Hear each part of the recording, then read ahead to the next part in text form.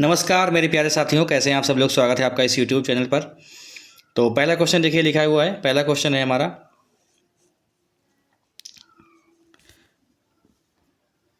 पहला क्वेश्चन हमारा है, ठीक है ठीक है ओके। पहला क्वेश्चन हमारा है, कौन सा फंक्शन फाइल के आकार को कम कर देता है ताकि वह कम स्टोरेज स्पेस का उपयोग करे। मतलब यह है कि कोई ऐसी फाइल है आपके पास, तो उसको फाइल जो है बहुत एमबी की है, मतलब जीबी की है या टीबी की हो या मतलब बहुत ज़्यादा एमबी की है, उसे आपको कम करना है। ठीक है, मतलब अगर आपने कोई वीडियो बनाया है, वीडियो बना के आपका देखो 4 GB या 7 GB 10 GB का वीडियो है, उसे कम करना है, तो आप किसका प्रयोग करेंगे, ये पूछा जा रहा है। देखिए इसमें कुछ क्वेश्चन हैं जो टफ हैं, तो ऐसे क्वेश्चन फिलहाल पेपर में आपके नहीं आएंगे, लेकिन तब भी हमने ऐसे क्वेश्चन लिए हैं ताकि तैयार रहें, क्योंकि कठिन से कठिन क्वेश्चन भी हो सकते हैं आ जाए पेपर में। ठीक है, तो यहाँ पे जो पहला इसका आंसर होगा वो क्या होगा, इसका पहले का जो आंसर होगा उसको बोलेंगे फाइल कंप्रेशन। ठीक है, कंप्रेस मतलब जिसे कि बहुत दबा देना। तो यहाँ पर देखिए क्या होता है कि अगर आपने कोई वीडियो बनाया है ना 1 GB का या 2 GB का, तो उसमें आप चाहते हैं कि आप किसी को भेजें या आप किसी पर अपलोड करें, तो 1 GB तो 2 GB तो बहुत लंबा हो जाएगा, बहुत ज़्यादा हो जाएगा। तो आप क्या करें, उसमें आप वीडियो को कंप्रेस कर दें। ठीक है, यानी फाइल को कंप्रेस कर देंगे, तो बहुत ज़्यादा क्वालिटी ख़राब नहीं होगी, लेकिन हाँ क्वालिटी ख़राब हो जाती है। तो अगर आपका 1 GB का वीडियो है, अगर आपने उसको 400 MB में बना दिया या फिर 300 MB बना दिया, तो क्वालिटी भी तो ख़राब हो जाएगी। ठीक है, तो इसका आंसर क्या हो जाएगा, फाइल कंप्रेशन हो जाएगा। चलिए अगला क्वेश्चन देखते हैं। क्वेश्चन है हमारा यहाँ पर, क्वेश्चन है कि निम्नलिखित में से कौन सा डिजिटल हस्ताक्षर पर हमला नहीं है। कौन सा डिजिटल हस्ताक्षर पर हमला नहीं है, ये पूछा गया क्वेश्चन है। तो इसका भाई आंसर क्या हो जाएगा, डिजिटल हस्ताक्षर पर हमला नहीं है, तो चुने हुए संदेश पर हमला, जन्मदिन हमला। देखिए यहाँ पर यही एक आंसर लग रहा है, ये वाला नहीं होगा। ठीक है, जन्मदिन हमला जो है ये वाला आंसर भाई नहीं होगा। ठीक है, क्योंकि देखिए ऐसा है, डिजिटल हस्ताक्षर मतलब क्या है कि जो चुने हुए संदेश है उस पर भी हमला हो सकता है। आपकी जो कुंजी होती है, यानी की होती है, किसी ऐप की जो की है, ठीक है, जिससे आप कोई परचेस करते हो, तो उस की पर भी हमला हो सकता है। और जो संदेश है उस पर भी हमला हो सकता है, यानी मैसेज पे भी हमला हो सकता है। तो यहाँ पर क्या है कि जन्मदिन हमला नहीं होगा कि बर्थडे अटैक हो जाए, ये क्या होता है। ठीक है, सवाल देखो अगला।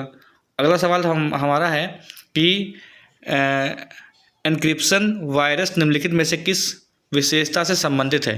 एन्क्रिप्शन वायरस जो है वो किस विशेषता से संबंधित है, ये बताना है आपको। तो वो क्या होता है, वो डिस्गाइज होता है, डिस्गाइज। ठीक है, डिस्गाइज होता है। ठीक है, और देखो ऐसा होता है कि जो वायरस है, वायरस के संदर्भ में जो एन्क्रिप्शन होता है वो अधिक सटीक रूप से मेलवेयर के रूप में जाना जाता है। तो मेलवेयर क्या होता है, वो भी एक वायरस होता है।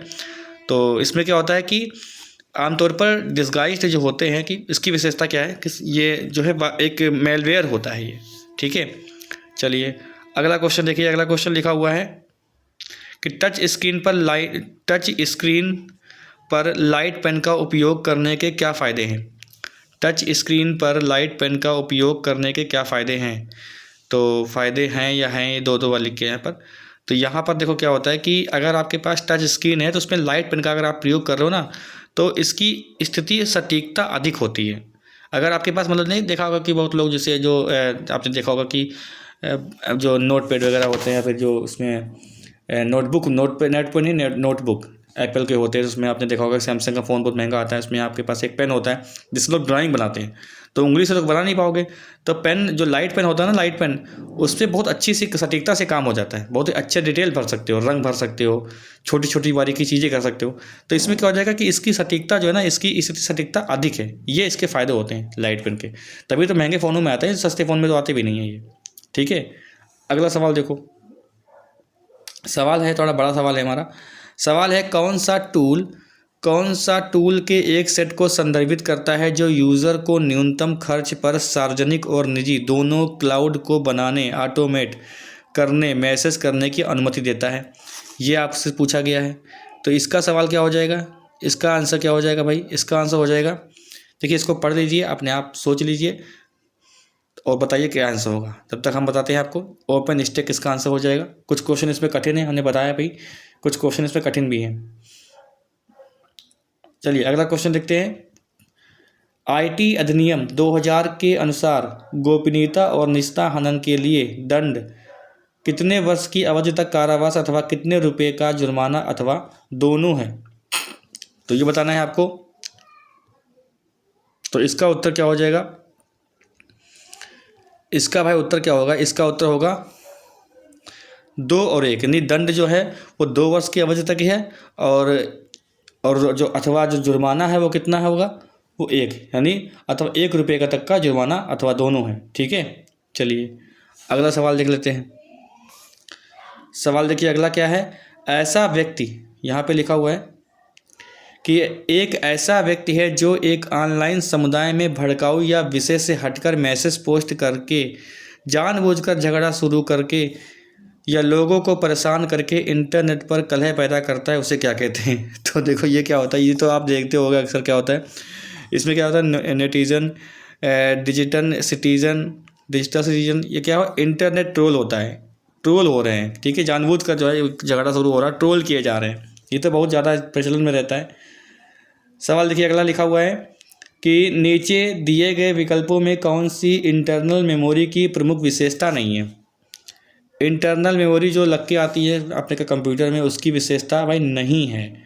तो इसकी जो है विशेषता क्या नहीं है, तो देखिए फास्ट एक्सेस होता है, ये बात सही है। सीमित स्टोरेज क्षमता सही होती है भाई, किसी ने 1 GB, किसी ने 2 GB, या फिर टीबी में ले रखा है। ठीक है, 600 GB ऐसे कुछ लगा रखा है।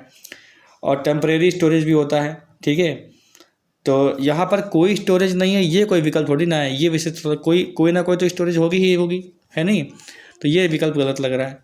अगला देखिए सवाल लिखा हुआ है, निम्नलिखित में से, थोड़ा और बड़ा करते हैं इसको, ऐसे, निम्नलिखित में से कौन सा कथन MS एक्सेल में मैक्रो के बारे में गलत है। मैक्रो के बारे में गलत है, तो आप इसको बहुत अच्छे से सोचिए, देखिए क्या है, वीडियो को पॉज करके, तब तक हम इसका आंसर बताते हैं आपको। इसमें आंसर क्या हो जाएगा, मैक्रो काफ़ी कॉम्प्लेक्स हैं जिसमें बड़ी मात्रा में डेटा मैनिपुलेशन और कैलकुलेशन सम्मिलित होते हैं।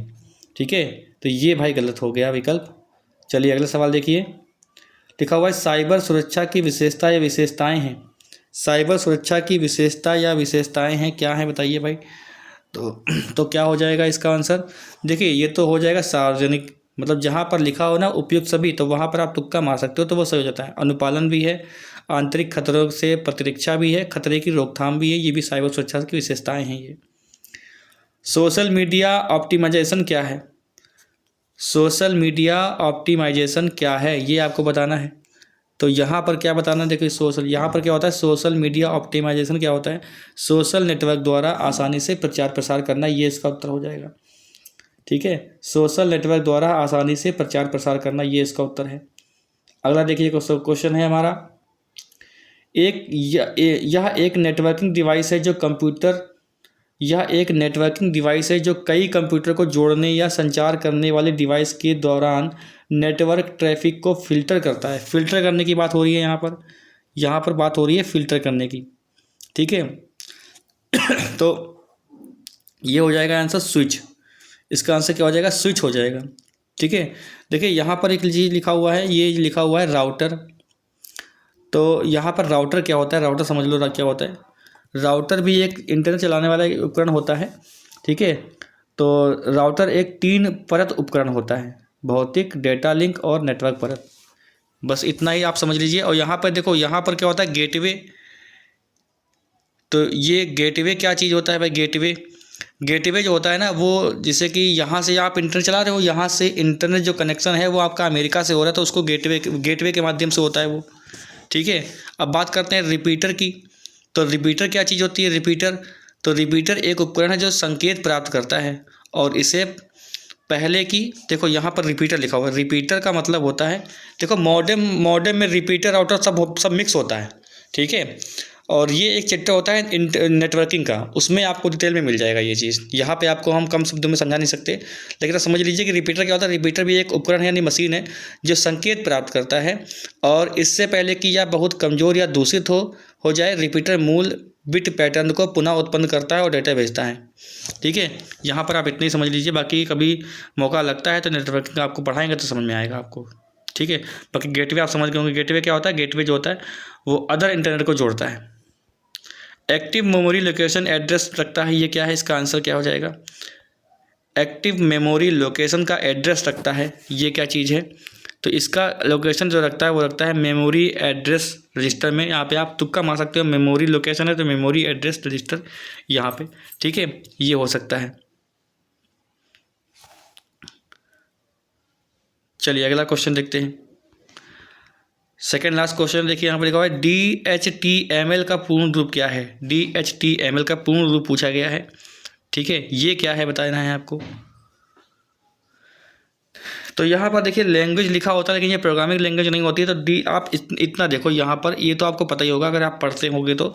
हाइपर टेक्स्ट मार्कअप लैंग्वेज इसका एक फुल फॉर्म होता है, ठीक है, हाइपर टेक्स्ट मार्कअप लैंग्वेज। तो यहाँ पर भी ये देखो हाइपर लिंक नहीं होगा, हाइपर टेक्स्ट मैकअप नहीं होगा, हाइपर लिंक तो ये तो नहीं होंगे क्योंकि मैकअप लिखा हुआ है, मैकअप नहीं होगा, मार्कअप होता है। तो मार्कअप यहाँ पर लिखा, मार्कअप यहाँ पर लिखा, लेकिन यहाँ पर हाइपर लिंक लिखा हुआ है तो हाइपर टेक्स्ट होता है, तो यहाँ पर हो जाएगा। बस आपको ये याद रखना है कि डी का मतलब क्या होता है। तो डी का मतलब होता है डायनेमिक। डी का मतलब क्या होता है, डायनेमिक होता है, ठीक है, डायनेमिक होता है डी का मतलब। और इसको जो ना, इसको माइक्रोसॉफ्ट ने 1997 में प्रस्तुत किया था, पेश किया था। 1997 में इसको पेश किया गया था, ठीक है। ये होता क्या कि वेब पेज को डायनेमिक और इंटरेक्टिव बनाने के लिए DHTML का प्रयोग होता है, ये आप समझ लो, ठीक है। अगला सवाल देखो क्या होता है कि यहाँ पर लिखा हुआ है विंडोज़ एक्सप्लोरर। यहाँ पे लिखा हुआ है कि विंडोज़ एक्सप्लोरर में फ़ाइलों और डायरेक्टरियों का क्रम क्या है, ये आपको बताना है। तो देखिए इसका उत्तर क्या हो जाएगा, इसका उत्तर हो जाएगा पदानुक्रम, ठीक है, पदानुक्रमिक इसका आंसर हो जाएगा, पदानुक्रमिक इसका आंसर हो जाएगा, ठीक है। चलिए ये 15 क्वेश्चन हो गए। आप लोग बताइए कि आपके क्वेश्चन कितने सही हुए, और कुछ क्वेश्चन यहाँ पे टफ भी थे तो आपको बताना होगा कैसा आपका एक्सपीरियंस रहा। और चैनल पर जो लोग नए हैं वो कृपया चैनल सब्सक्राइब कर लें, बेल आइकन दबा दें, जिससे वीडियो का नोटिफिकेशन आपको मिलता रहे। किसी किसी दिन जो है क्लास जो है ये सेट नहीं बन पाता है तो समय लगता है बनाने में, तो नहीं आ पाएगा अगर बिजी शेड्यूल है तो। बाकी मेरी कोशिश रहेगी कि ये पर डे रात को आ ही जाएगा 9 बजे तक, तो इसको देना ही देना है, 9-10 बजे तक आ जाएगा। तो रिकॉर्डेड वीडियो होता है, ये भी लाइव नहीं है, और इसे आप किसी भी टाइम देख सकते हो, ठीक है, अपना मूल्यांकन कर सकते हो कि कितने आपके क्वेश्चन सही हुए। कोई डाउट है किसी क्वेश्चन पे या फिर आप कोई सवाल करना चाहते हैं तो उसके लिए कमेंट बॉक्स है, कमेंट बॉक्स में आप कमेंट करिए, ठीक है। मिलते हैं नेक्स्ट अगले टॉपिक पर अगले वीडियो में।